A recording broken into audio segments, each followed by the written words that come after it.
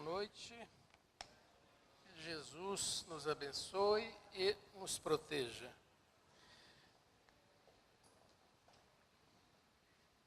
Depois destas vibrações,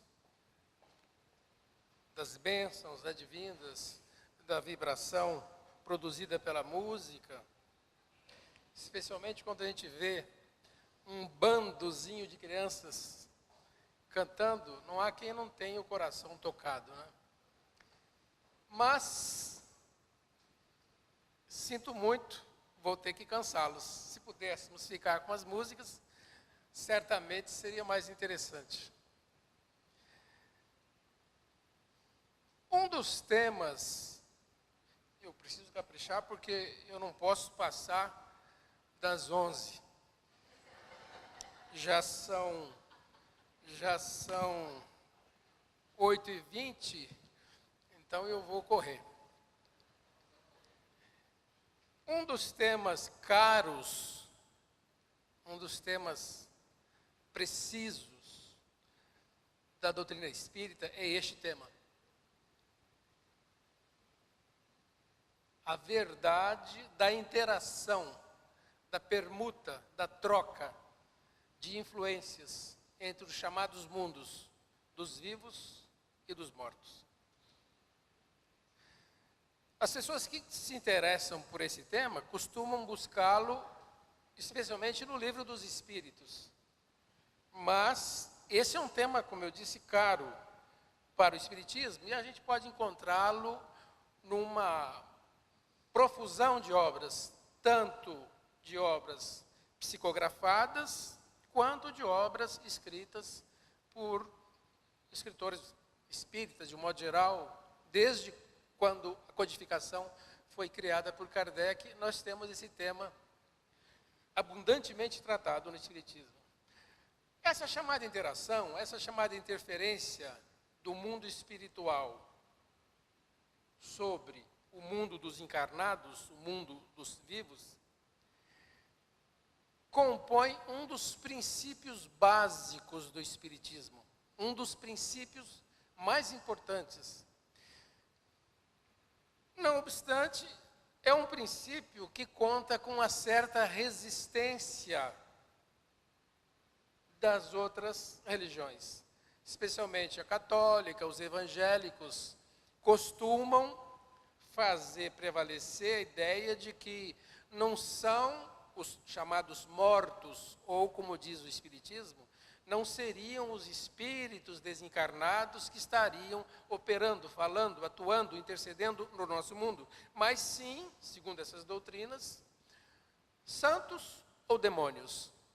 O Espiritismo fartamente absorve tanto do Velho Testamento quanto do Novo Testamento, e no dia a dia, lições vivas acerca da eficácia, da veracidade, do fato real e inconteste de que quem comunica conosco são os nossos chamados mortos.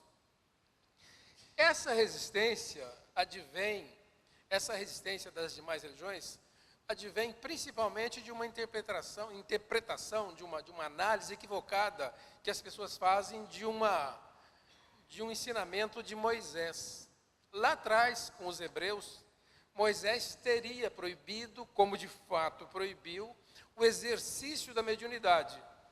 Não obstante, naquela época não se falava mediunidade, não existia esse termo. Mas proibiu, e quando eu tenho oportunidade, hoje nem tanto, mas quando eu era mais jovem e conversava com amigos e colegas, e quando eu dizia que o Espiritismo também proíbe, as pessoas se assustavam. Eu falei, o Espiritismo também proíbe a mediunidade.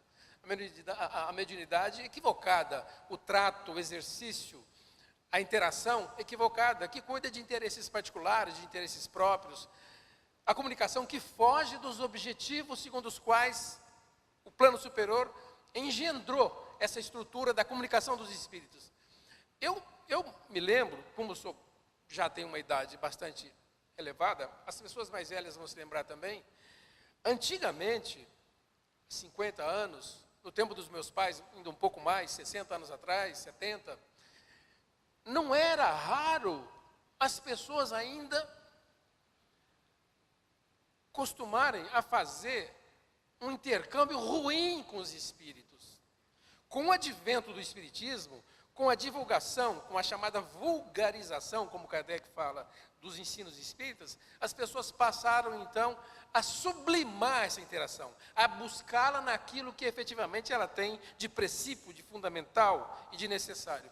Mas eu me lembro, ou porque meus pais contavam, ou porque os livros narram, mas eu também vi, eu participei de sessões para as quais eu fui convidado, de pessoas que consultavam os espíritos para saber se vendiam uma casa, se compravam um terreno, se casariam, Eu, claro que, como espírita e aprendiz da doutrina, eu me afastava do grupo, falava, não me interessa. Mas eu pude participar de sessões entendidas como mediúnicas, sessões onde espíritos se comunicavam, que orientavam as pessoas, inclusive, a deixar a esposa, o marido, fugir de casa, sair, casar. Eu me lembro de um caso estranhíssimo, de uma orientação que seria de um espírito desencarnado numa sessão mediúnica, por meio da qual o espírito comunicante, o ser que comunicava, disse assim para o rapaz, o jovem, o moço que buscava orientação: olhe, você não se dá bem com a sua esposa, você e sua esposa vivem em litígio, porque o seu pai, o Espírito falou, numa existência anterior, foi amante da sua esposa. Ai, meu Deus, que espécie, que natureza, para que isso? Que objetivo, com qual objetivo um espírito bem intencionado deveria trazer uma informação dessa ordem? Então Moisés lá atrás proibia esses sortilégios, as pessoas que buscavam conhecimentos banais, triviais. E nos livros Deuteronômio e Levítico, Moisés proibiu, o Espiritismo proíbe. Para isso, Kardec, logo de imediato, ao começar a escrever o seu Pentateuco, os seus 5 livros principais, já logo escreveu um código de mediunidade, um código, um livro-texto, um livro básico sobre como se disciplina a mediunidade, como se deve entendê-la, como o espírito deve nortear a comunicação com o mundo dos mortos. É o livro dos médiuns. Mas a gente não pode esperar que as pessoas, que os nossos irmãos, as religiões co-irmãs, entendam isso e sigamos a vida. Mas as pessoas isentas que quiserem se deter nesse assunto, verá que no Velho Testamento existe uma profusão, uma quantidade infinda de circunstâncias testemunhando a participação dos espíritos no nosso mundo. Eu de cor me lembro de muitas, e muitos que estão aqui vão se lembrar, mas eu poderia citar, por exemplo, eu nem falo aqui, da mediunidade de Ezequiel, da mediunidade de Isaías. Eram casos de Elias, eram casos extraordinários. Mas um caso que vale a pena citar, um caso que vale a pena mencionar, é o episódio em que o rei Saul, lá no Velho Testamento, foi buscar orientação espiritual do seu profeta Samuel. Uma verdadeira sessão espírita, está narrada ali. O rei Saul, prevendo que perderia o seu embate, a sua luta com os filisteus, conforme narra o Velho Testamento, buscou Samuel. O espírito Samuel, quando veio, passa um pito, admoesta, censura o rei. Fala, por que você me importuna? Por que você me chama? E Saul fala, olha, eu estou preocupado porque eu já não consigo mais ter sonhos, visões, eu sinto a sua falta. Aí Samuel fala, olha, você não deve me buscar para coisas tão banais. E diz a ele, diz ao rei que ele morreria. Enfim, uma sessão espírita extraordinária. Eu me lembro de ter conversado com o nosso irmão de uma religião, que disse o seguinte, que lá no Velho Testamento esse fato foi narrado, mas a verdade é que o espírito Samuel era um embusteiro, era o demônio travestido do profeta Samuel e que enganou Saul e enganou o redator, que era Moisés, do Velho Testamento. Não é assim, o Espiritismo admite. Jesus Cristo, Jesus, por diversas oportunidades, e os apóstolos dele também, não se cansaram de mostrar a verdade. Jesus Cristo, por exemplo, numa ocasião, ao subir o chamado Monte de Tabor, buscou 3 apóstolos, buscou 3 de seus apóstolos, Pedro, Tiago e João, subiu ao monte e dialogou com 2 mortos. Meu Deus, como negar a veracidade de um exemplo desse, tão concreto, tão visível, tão explícito? Os apóstolos, quando viram Jesus conversando com Moisés e Elias em espírito, que já haviam morrido há 500 e há 1500 anos antes, os apóstolos, os 3, dizem: mestre do céu, o sol está quente, o senhor vai dialogar com Moisés e com Elias? Nós vamos abrir uma tenda para o senhor ficar confortável? E Jesus fala: não, não façam nada, não quero que façam nada.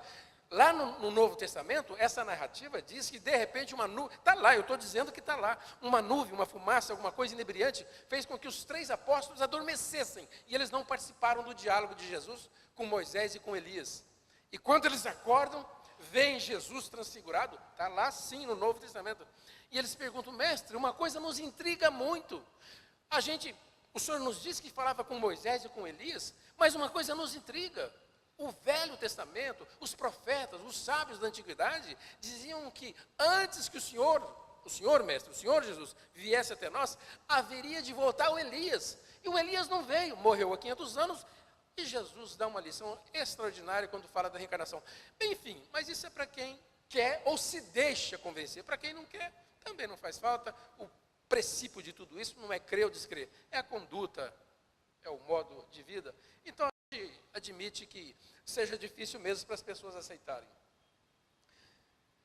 Na visão espírita, os chamados mortos, os chamados desencarnados, não passam dos habitantes da Terra despojados do corpo físico. São os mesmos moradores da Terra, agora numa circunstância diferente.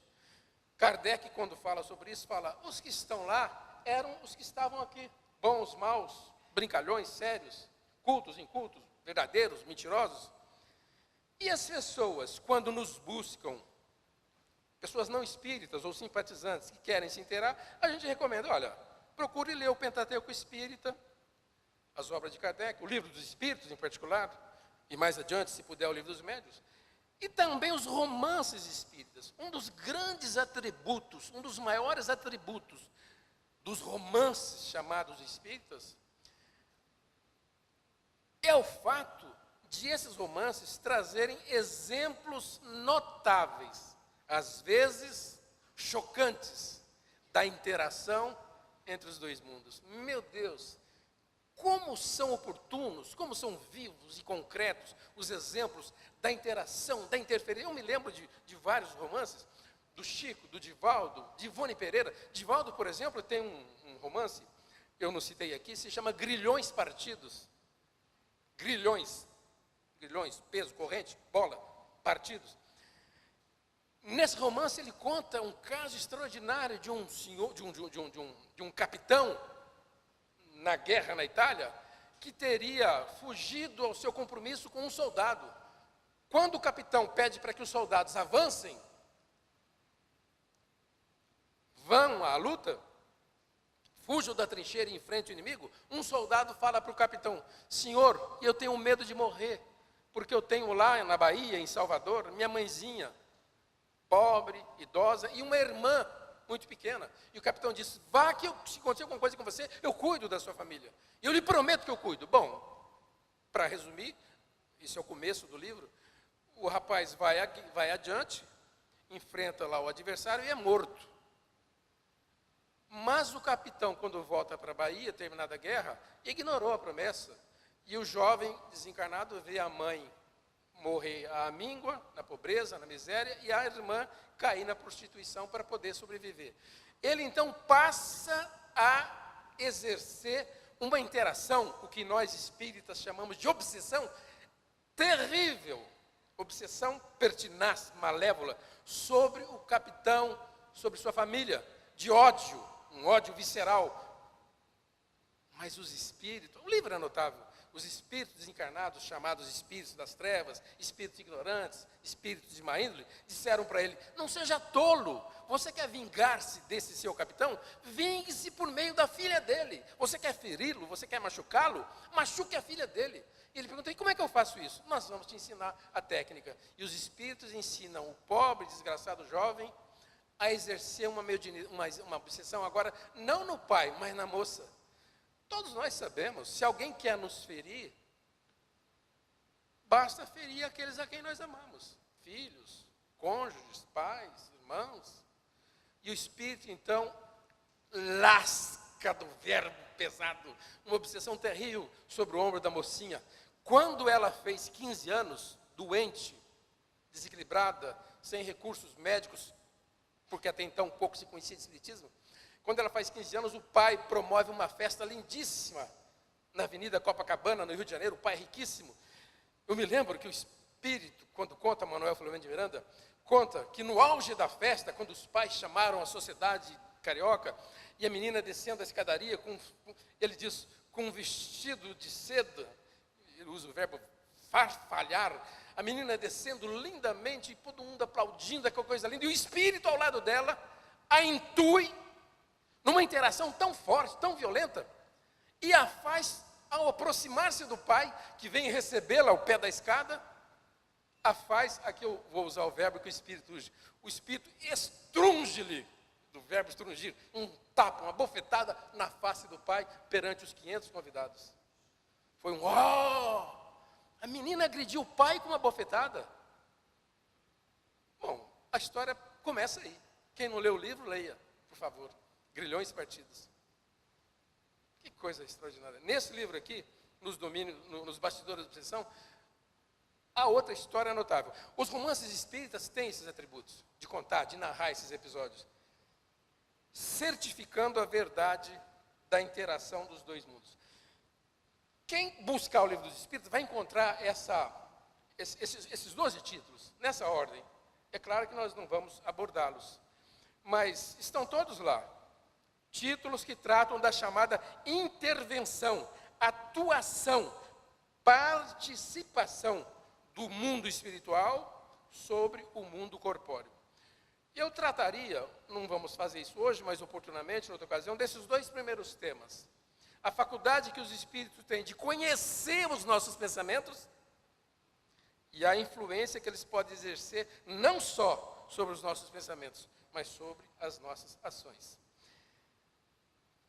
Kardec, nesse texto, e eu repito, o Livro dos Espíritos, parte 2, capítulo 9, começa fazendo perguntas instigantes. Eu não vou me demorar nelas, mas a primeira pergunta que ele faz é essa: os espíritos costumam ver o que nós fazemos? E eles respondem: é claro que sim. Se eles nos rodeiam, eles vêm. Só que vem aquilo pelo qual se interessam. Os espíritos não estão ligados, plugados, acesos em tudo, em todas as circunstâncias. Não, só naquilo que lhes interessa. E quando li isso, eu era moleque, garotinho, criança. Falei: como é que pode isso, os espíritos? Mas é muito natural. Imagine, por exemplo, uma pessoa que nasça surda e cega. O contato dela com o mundo é o tato, por meio do sentido do tato. Quando a gente diz a ela, e ela percebe, que nós que enxergamos e ouvimos, selecionamos, vamos nos ater àquilo que nos interessa, elas talvez tenham dificuldade, porque elas pensam: meu Deus, mas é um mundo de imagem, é som por todos os lados, como é que vocês vivem? Não é para ficar meio louco? E a gente diz: não, a gente só ouve, só vê aquilo que interessa. De fato, eu os estou vendo aí sentados, mas eu não prestei atenção naquela caixa, não prestei atenção no ar, porque não fazem parte dos aparelhos do meu objeto. Os espíritos vêm ou ouvem. Nós estamos aqui conversando, lá fora está passando o carro, agora há pouco passou um avião. Eu não ouvi, embora pudesse fazê-lo. Os espíritos, segundo Kardec, soube, pelo meio da orientação, também fazem isso. Eles se atêm àquilo ao que se interessa. Daí dá para a gente fazer uma série de conjecturas. E aí ele pergunta para os espíritos, e eles podem ler, conhecer os nossos pensamentos? E eles falam para Kardec, podem conhecer os pensamentos que a gente quer esconder até da gente mesmo. Tem certos pensamentos que a gente quer ocultar da gente mesmo. Tem certos pensamentos que nos envergonham. Meu Deus, como eu posso pensar isso? E me nego a pensar. Os espíritos leem, inclusive, os pensamentos que a gente não aceita. Há casos interessantes que eu vou saltar, mas um deles eu quero contar. Um deles eu quero me ater. É o caso narrado no livro Vozes do Grande Além. É um livro escrito, psicografado pelo Chico. E esse livro Chico escreveu assim. Em sessões feitas às quartas-feiras, os espíritos vinham até o centro do Chico e narravam suas histórias, seus episódios, suas vidas, seus sucessos e fracassos. E um dia, diz Chico, chegou um espírito tão mal, tão doente, tão desequilibrado, diz Chico no livro, quem leu ou quem vai ler vai se lembrar, que Chico disse que o espírito não deu conta de ser atendido aquela noite, teve que voltar na semana seguinte, de tão mal que ele estava. Na semana seguinte ele voltou. E ele conta a história dele. Ele conta que ele foi um camarada que participou do próprio velório. Participou do próprio velório. Estava desencarnado, morto, o caixão sendo velado, e ele assistindo tudo, porque ele não conseguia fugir, ele não conseguia escapulir. Ele se sentia preso numa espécie de imantação que ele não sabia explicar. Ele não conseguia fugir do ambiente. Então ele assistia a cena. Ele conta que ele, olha aí, os espíritos vêm, escutam, sentem, mais do que às vezes a gente imagina. Ele conta que quando a viúva estava ali ao lado do caixão, a esposa, e as pessoas chegavam para abraçá-la, ele ouvia, porque as pessoas falavam, que pena, era um jeito tão bom, tão querido, que pessoa meiga, meus pêsames, morreu tão morto. Ele ouvia, mas ele fala, aquilo que lhe saía da boca não conferia com aquilo que ele ouvia dos pensamentos que escapuliam das mentes das pessoas. Enquanto elas diziam, meus pêsames, era um jeito tão bom, diz ele, feito um dardo, uma flecha que feriu o coração, eu escutava, miserável, ladrão, político, que roubou nossa vida, que a terra lhe seja leve, que o inferno seja perpétuo. Ele dizia, ele falou, meu Deus, o que é que está acontecendo? Eles não estão falando isso, mas eu estou ouvindo isso. Quer dizer, ele ouvia, ele passava a ouvir o sentimento real das pessoas, não aquilo que efetivamente elas falavam. É uma coisa de louco, né? É impressionante isso que os espíritos falam. Numa certa altura, Kardec pergunta assim para os espíritos, e o que esses espíritos pensam de nós? Diante de toda essa situação, o que eles pensam de nós, estando nos observando? E eles respondem natural, olha, os maus espíritos, os malévolos, os brincalhões, riem, se divertem com as peças que eles pregam em nós. E os espíritos bons se condoem, ficam com penas, penalizados e procuram nos ajudar. Mas é de fato o que acontece. Os espíritos levianos riem das trapaças, das pegadinhas, das peças às quais nós estamos sujeitos no dia a dia, zombando da nossa fé, da nossa impaciência, da nossa intolerância, dos nossos problemas. E os bons, condoídos, procuram nos ajudar.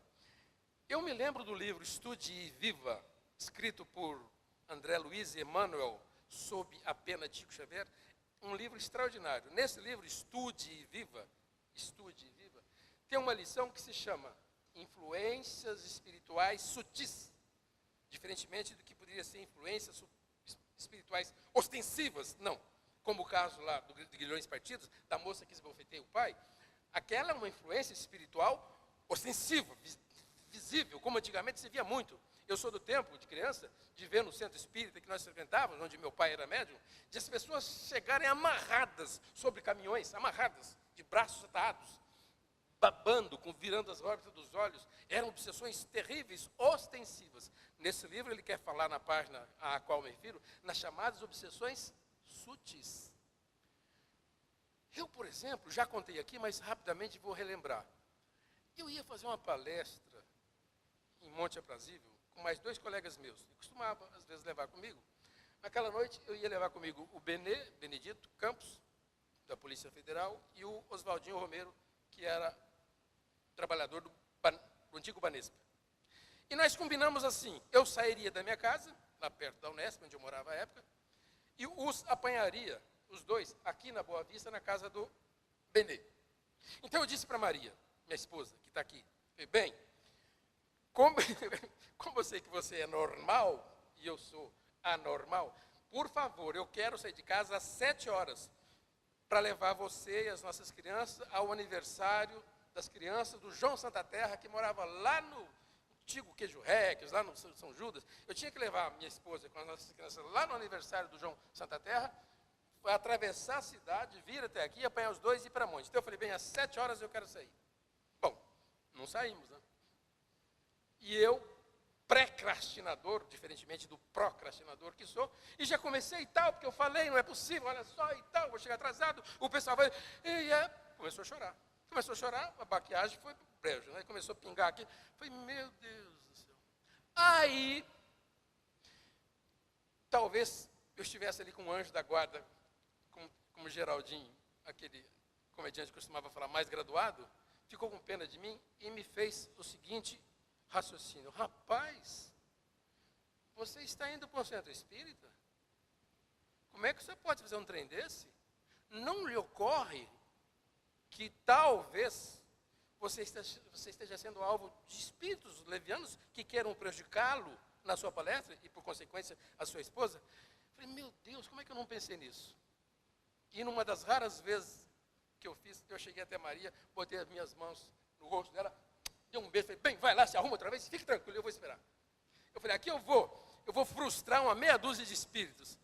Bom, ela se arrumou e tal, pegamos as crianças, levei a Maria com as crianças lá no São Judas, voltei, atravessei a cidade, cheguei aqui na Boa Vista, em frente à casa do Benê, onde deveriam estar o Benê e o Oswaldinho. Quando eu parei em frente à casa, a garagem estava vazia. Falei, meu Deus, os caras já foram para Monte Brasília. Esperaram, eu devia estar atrasado uns 20 minutos. Mas eu vou arriscar. Desci, abri o portão e gritei pela Rita, que é a esposa do Benê. Rita, Rita. Ela abriu a porta e falou, Rita, o pessoal foi embora? Não, o Benê está passando um café. O Oswaldinho ainda não chegou. Meu Deus, se eu tivesse levado adiante, me rendido àquela influência, eu ia morrer de remorso, porque eu teria feito toda aquela pantomima e teria chegado lá para esperar os dois. Daí os espíritos recomendam que a gente deve estar muito atento, segundo André Luiz nesse livro, para esses sinais. André Luiz é tão insistente que ele diz assim, se você está acostumado a não aceitar a hipótese, não aventar a hipótese de que pode estar sob a influência de espíritos, acredite que está. Como é que é? Se você não aceita de jeito nenhum que você pode ser alvo de espíritos levianos, se você não aceita, eu sou desses. Fala, espírito coisa nenhuma, isso é o meu atraso. Ele diz, se você é acostumado a achar que os espíritos não exercem essa influência, esteja certo, você está sendo alvo dessa influência. Ele chegou a afirmar isso nessa lição. Bom, e depois vem mais algumas perguntas, as quais eu vou saltar, mas ele fala, Kardec fala aos espíritos, e esse povo consegue influir nos nossos pensamentos e nos nossos atos? Na pergunta clássica 459. E os espíritos falam, eles influem tanto nos nossos pensamentos e nas nossas ações, que de ordinário, ou seja, via de regra, quase que nos dirigem no dia a dia. E Kardec faz outro pensamento, ele diz assim para os espíritos, mas os pensamentos que nós nutrimos são nossos, só nossos, ou também podem estar associados a pensamentos sugeridos por espíritos bons ou ruins? Eles dizem, é claro que pode estar associado. Via de regra, há uma soma. Via de regra, nesse intercâmbio, há uma conjunção de pensamentos, os meus e os dos espíritos. E, de repente, a gente precisa estar atento para esses detalhes. Como no caso que eu citei, meu Deus do céu, será que esse pensamento, essa sofreguidão de sair, de marcar, será que é fruto só do meu pensamento? No livro Bastidores da Obsessão, eu me referi a ele agora há pouco, nesse romance, há uma história interessantíssima. Vou contar em 1 minuto o resumo. O livro tem que ler. Eu já disse, esse livro aqui, é um dos primeiros romances de Divaldo. Quando eu chegar no mundo espiritual, eu costumo dizer o seguinte, que eles vão perguntar para a gente lá, Antigamente eu falava numa canetinha, papel. Hoje é num computador, né? Hoje é num HD. Qual é o seu nome? Sandra, não me lembro o sobrenome, Sandra. Reis. Sandra Reis. Que foi minha aluna, né? Eu devia lembrar, né? Sandra eu lembro. E foi uma excelente aluna, eu devia lembrar o sobrenome. Sandra Reis. Sandra, você leu tal livro? Qual livro? O mais importante dos romances escritos por Chico Xavier. Paulo Estevão. Você leu? Ótimo. A Sandra Reis leu. Você leu Nos Bastidores da Obsessão? Não leu. Sandra, toca você voltar, lê esse livro, aproveita e lê o grande. Isso é demais, é demais, é demais, é demais. A história, os estratagemas ou as estratégias, a forma utilizada pelos espíritos, com que engendram a atuação nos nossos... Nesse livro, um casal, não era de jovens, porque a menina era jovem, mas o rapaz era mais velho. Eles moravam na Holanda, no século XIX, eram plantadores de tulipas. E a moça acabou abandonando o marido, que era mais velho, e fugiu com um amante. E o drama foi tão pesado para esse rapaz que foi abandonado, que ele se suicida. Ele se chamava Jacó. E ela se chamava Aldegundes. Que nome, né? Ela se chamava Aldegundes.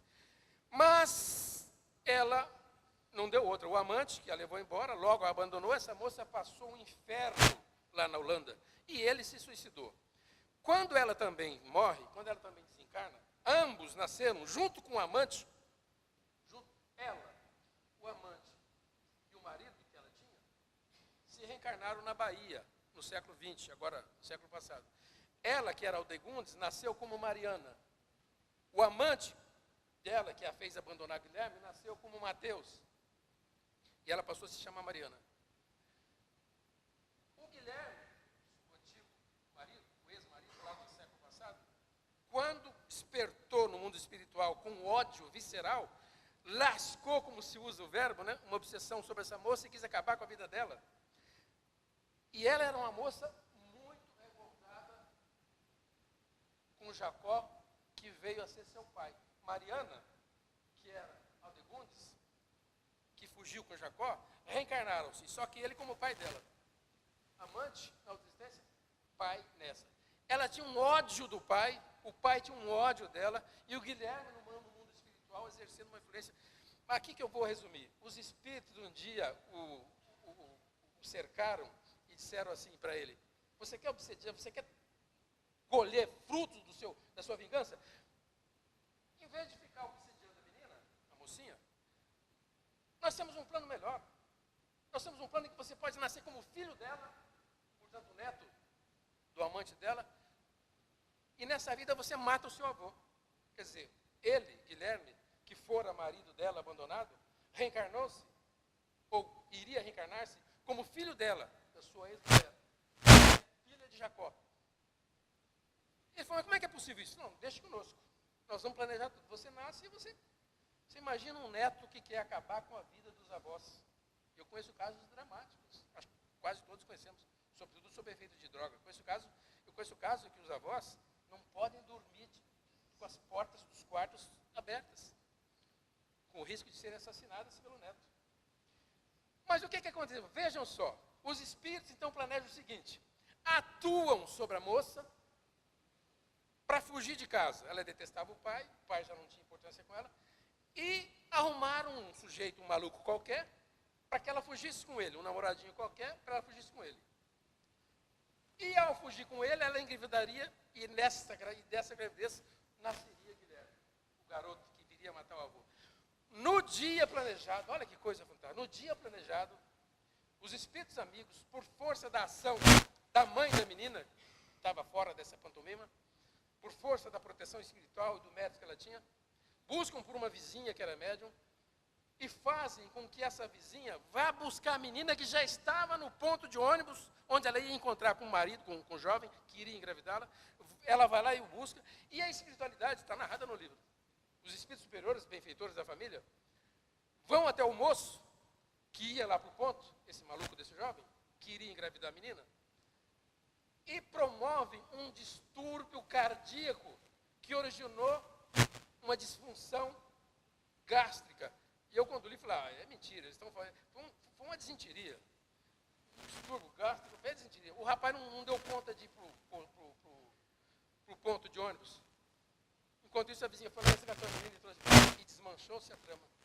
Bom, esse é o começo do livro. Olha a que ponto chegam a influência dos espíritos. Mas, para eu encerrar, eu vou narrar pelo menos um caso aqui de influência que aconteceu comigo, bem mais evidente, bem mais... Eu já narrei esse caso aqui, de tempos em tempos eu narro. Pouca gente, eu acredito, já deve ter ouvido, eu vou contar mais uma vez.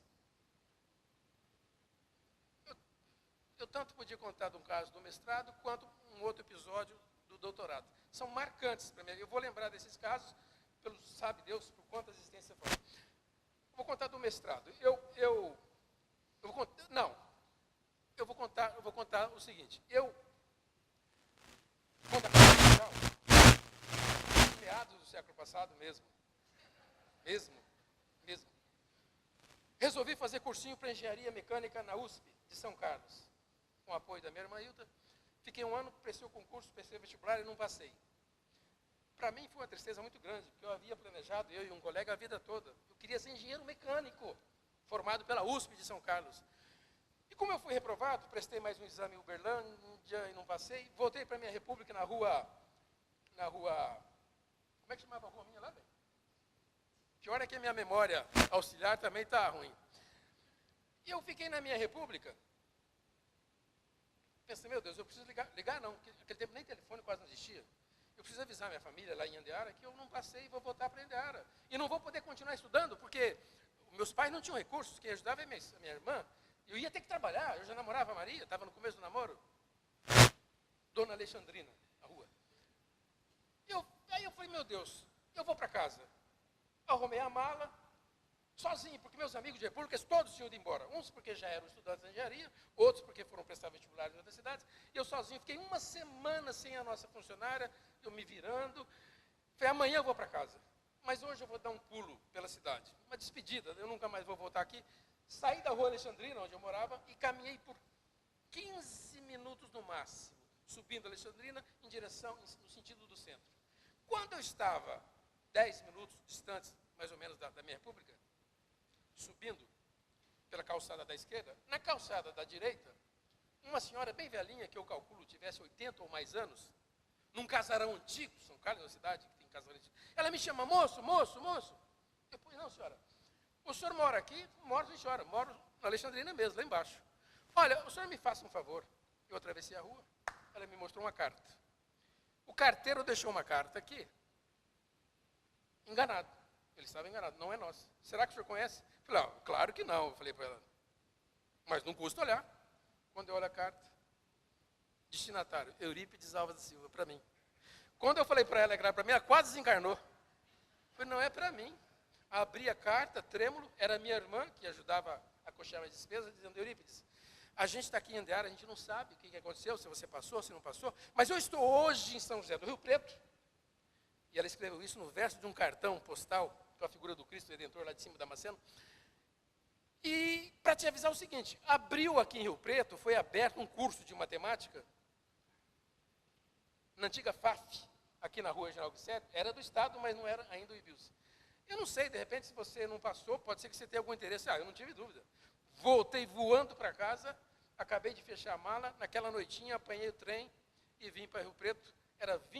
Isso era 22 de fevereiro de 1968. No dia 23 de madrugadinha, eu estava aqui na General Glicério, fazendo minha inscrição para matemática. Passei, sou da primeira turma, e eu costumo dizer o seguinte, talvez eu fosse um engenheiro razoável, porque eu não sou inteligente, mas me considero esforçado, dedicado, talvez fosse um engenheiro. Mas feliz como eu fui durante meus quase 50 anos como professor de matemática, eu certamente não seria. E para encerrar, vejam como é que a gente pode analisar um caso desse. Não é possível que mérito eu não tenho. Talvez essa história mostre o mérito da minha família, daqueles com os quais eu ia me ligar, associar, a começar pela Maria, meus filhos, a quem eu pude depois ajudar, meus pais, minha mãe que está ali. Mas Vejam só se há aí ou não uma interferência, uma atuação premeditada. Não é possível. Quando eu entrei aqui na matemática, logo depois que eu entrei, eu comecei a fazer, acabei o curso, comecei a fazer o mestrado. Naquele tempo, uma dissertação de mestrado era uma loucura. Daqui para São Carlos, viagem, ônibus complicados, a gente não tinha carro, a gente fazia umas cópias mal feitas. Naquele tempo não existia computador, não se digitava, as coisas eram datilografadas, e as cópias que a gente fazia, conforme o avanço da tese, eram muito precárias, porque não existiam ainda as máquinas xerográficas, como tem hoje. Era uma máquina ruim, de um papel que queimava, um trem.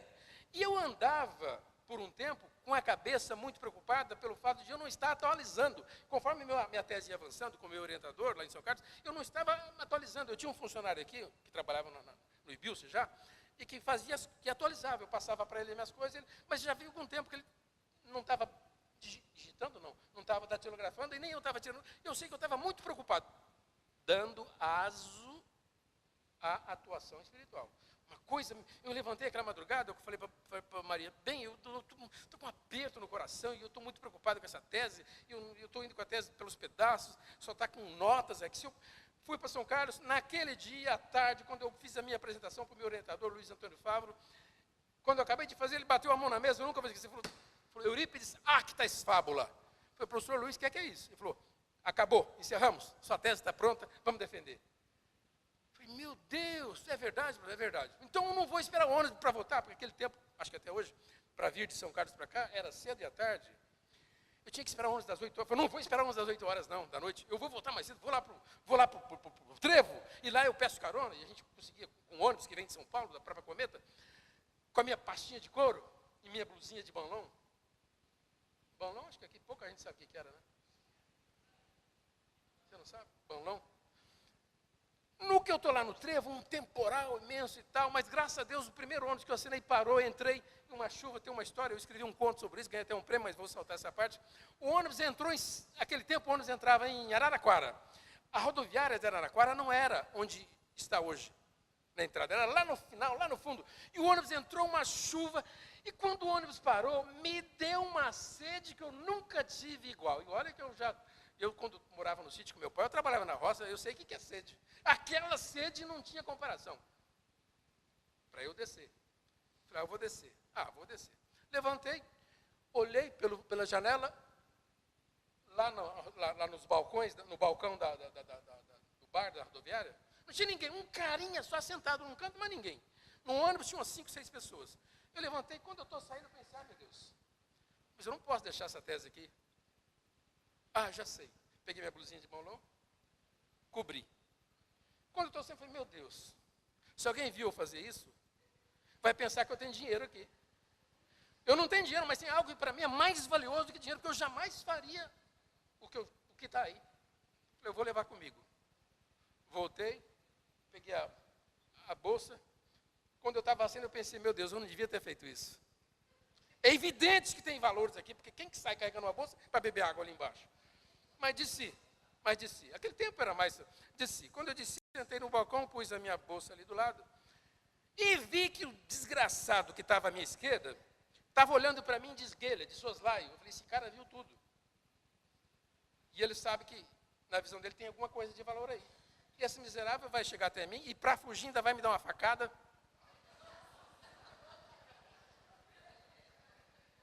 Gente, eu pensei, eu preciso fazer alguma coisa. Voltar para o ônibus eu não posso, porque vai ficar pior. Eu sei. Não apareceu um miserável de um garçom, o motorista assim que desceu, eles já vão lá para a cozinha, se entendem lá com os cozinheiros. Não tinha garçom. Eu pensei, já sei, eu vou fazer de conta que eu estou vendo um garçom. Aí eu grito. E aí o cara fica intimidado. Eu falei, garçom, uma Coca-Cola. Garçom nenhum. Uma Coca-Cola. Para que eu falei isso? O cara levantou e eu pensei, ele percebeu que é uma farsa. Eu não soube mentir. Ele veio e eu só não desmaiei porque não lembrei. Se eu tivesse lembrado, eu desmaiava. Quando ele chegou perto de mim, eu estou aqui, ele veio de cá, ele bateu essa mãozona dele, um jeito fortão. Pensei, estou desencarnado. Lembrei da Maria, da nossa filha recém-nascida, a mais velha, vivia lá, da minha mãe, dos meus irmãos, do meu pai. Mas ao passo que ele fazia isso, ele falou assim, professor Eurípides. Tudo bem, professor? Eu não respondia nada. Professor, eu estava em dúvida se era o senhor, porque quando eu o conheci, ele era namorado, quase noivo, hoje ele é médico, de uma menina que fez matemática lá, fazia matemática, professora, hoje deve estar aposentada, e ele ia buscá-la. E coincidia que quando eu estava encerrando as aulas, que ela saía, eu gostava de dar atenção para o pessoal, gosto muito, falava, fulano, e ele me conheceu, nós nos conhecemos lá, mas eu não me lembrava mais dele. Falei, professor, naquele tempo o senhor tinha uma barba, que vinha até aqui, e um cabelo até aqui. Barba. Quando eu vi o senhor sem barba e sem cabelo, eu falei, não é o professor. Mas quando o senhor falou, dá uma Coca-Cola, eu falei, é ele. A voz é dele. Mas, professor, tudo bem? Aí ele falou assim, para onde o senhor vai? Eu consegui falar para ele, para Rio Preto. Ele falou, também vou. Eu falei, então vamos. E levantamos. Não tinha coca para pagar, porque também não dei nem desgraçado nenhum. Quando eu estou subindo, que eu pus o pé no banquinho para subir, um desgraçado de um garçom apareceu e falou assim, ei, de quem que é essa valise que está ficando aqui para trás? Era a minha valise, que a tese estava ficando para trás. Eu já estava fora, já estava sem a influência, né? Eu hoje tenho 3 estentes. Se naquele tempo eu tivesse um, eu estava desencarnado. Se isso não for influência espiritual sutil, eu não sei o que pode ser mais, não é possível. E assim são os casos que os espíritos nos contam. Para eu encerrar, eu só vou dizer o seguinte, lembrar o seguinte. Recomendam os espíritos que nós estejamos atentos aos detalhes. Nos darmos menos importância e analisarmos as circunstâncias nas quais estejamos eventualmente metidos, para tentar identificar as boas e as más influências. Conhecimento para isso nós temos.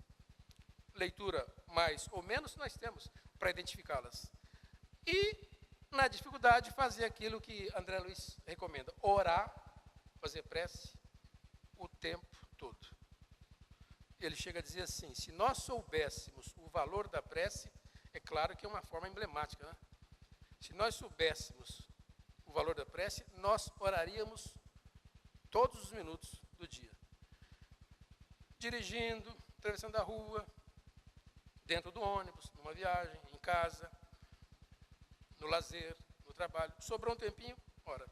E de preferência, que não seja prece decorada. Porque a prece decorada, como todos nós sabemos, como Kardec fala e como como os espíritos de um modo geral, mas Caibar Schutter falava sempre, a prece decorada dificulta a aproximação, dificulta a criação do ambiente. Porque a prece, o sentido da prece é criar ambiente. A prece não tem um dom mágico. Assim, eu faço a prece 200 vezes, eu fico... Não. Faça uma só, mas faça com sentimentos. E para a gente fazê-las com sentimentos, as preces têm que ser feitas sem decorar. Tanto que, eu já disse isso aqui muitas vezes e uso isso para mim. Eu, quando faço a prece do Pai Nosso, eu costumo raciocinar junto com a prece. Pai Nosso que estais nos céus. E um segundo pensamento eu emplaco assim, que estais em todas as partes do cosmos, do universo. Venha a nós o vosso reino. E o meu pensamento vai assim, um reino de bondade, de justiça, de amor. Seja feita a vossa vontade assim na terra como nos céus. O pão nosso de cada dia nos dai hoje. Eu peço o pão material. Eu vou me enganando, sabe? Porque se eu não fizer isso, a hora que eu acabar a prece, eu nem sei se eu fiz, se não fiz, se eu acabei, já estou pensando. É isso que eu les recomendo. Orar sempre. Que Jesus nos abençoe. Muito obrigado.